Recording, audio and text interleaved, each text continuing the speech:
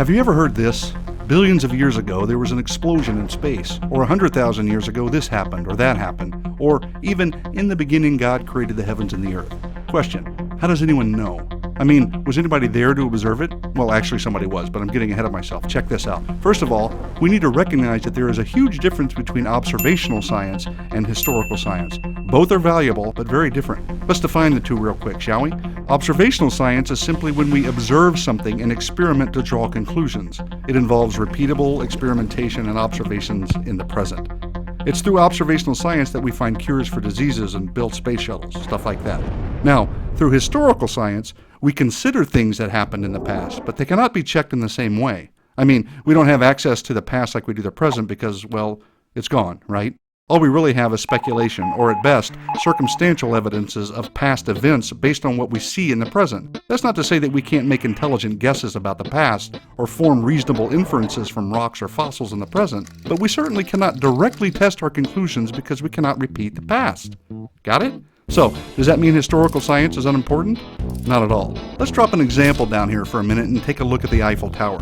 You know, that 19th century Parisian monument designed by Gustave Eiffel that stands 1,063 feet tall, which was built as the entrance for the 1889 World's Fair and is still the tallest building in Paris today, visited by millions of people each year? Yeah, that one. Well, guess what? Everything I just told you is true, but how do we test it?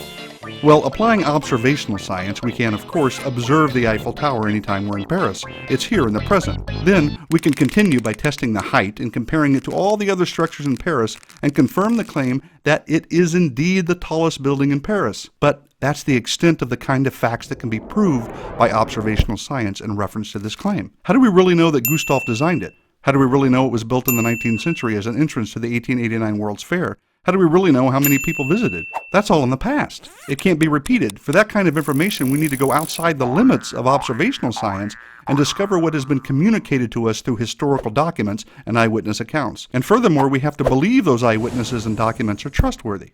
The same is true when we talk about the origin of the Earth. The Earth is here. We all agree with that. So, does observational science confirm that the world was created by God? And are there trustworthy documents and eyewitness accounts that confirm it?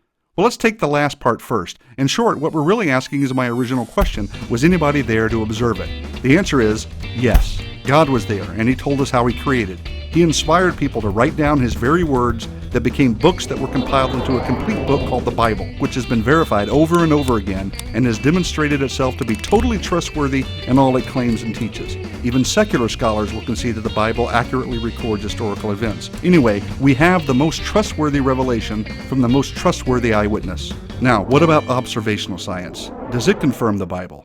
Yes. And what's extremely important to realize is the observable fact that the universe is logical and orderly. That makes sense only if its creator is logical and has imposed order on his creation. It doesn't make sense at all if the universe is just an accident of a huge explosion.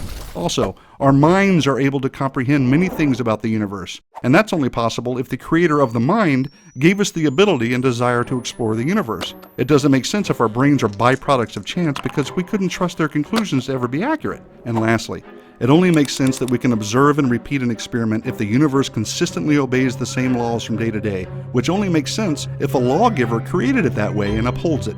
So to be bluntly honest, science itself, whether observational or historical, is only possible because God exists and the Bible is true. I could go on, but enough said.